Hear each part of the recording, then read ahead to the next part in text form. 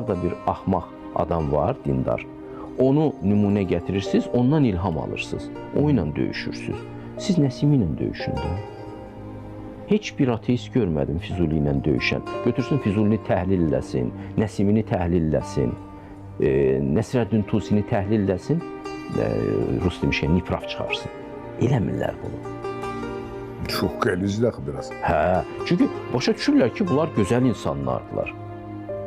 Ən yaxşı halda deyirlər ki, onlar riyakarlıq ediblər, onlar əslində dinə inanmırlar. Deyirəm, hardan çıxartdınız bunu? Onun bütün gözəlliyi dindən gəlir. Nizaminin bütün gözəlliyi Quranın hikmətindən gəlir.